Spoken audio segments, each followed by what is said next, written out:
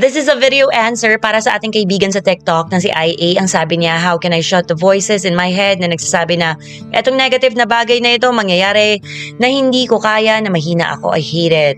I know how our mind works and it is so powerful. But hindi ko po gusto mga naisip ko and I cannot control the negative thoughts. What can you say regarding this po? The thing is parang nagsastart nang mag-manifest yung mga bagay na yon.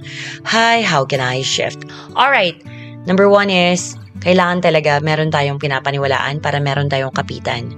Kasi God should be our number one na kakampi sa lahat ng bagay. Sumbungan and all. It should be God. It doesn't matter kung sino ang God mo, paano ka kumukonekta sa Kanya. Ang importante lang is you have a sure and strong relationship with that certain divine force. And as long as hindi mo i-open yung heart and mind mo doon, you will have a miserable reality. Kasi yan ang way ngayon ng divine, ng universe, ng God to knock on your heart and open it.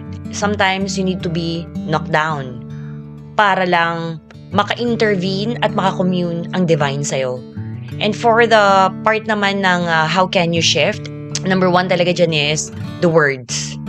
The words that you use.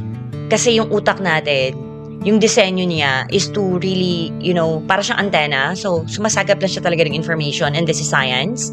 So, wala tayong power to shut it down. All we can do is shift our focus by changing the words that we use. Like for example, may mga negative thoughts kang naiisip and of course, hindi mo yun gusto, change it by changing your words. For example, you're worried. Baka maging disaster yung mga bagay-bagay. So, instead of using the word disaster, your brain takes it literally, yung reticular activating system mo, it will make sure na, yes, boss, copy, disaster ang mangyayari. Pero once you choose a better word, it will also manifest a better experience. Instead of expecting the worst, why not say, what if this all works out? What if this is a blessings in disguise? What if eto yung way ng divine na para protektahan ako? So, napaka-importante ng paggamit natin ng mga words, guys, because words are powerful. Kaya nga po siya tinawag na spelling. Kasi it's from the root word spell. So, it's like, it's magical, pero it's scientific.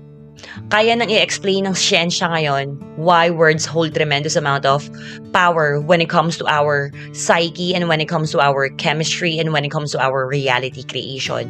So, choose better words.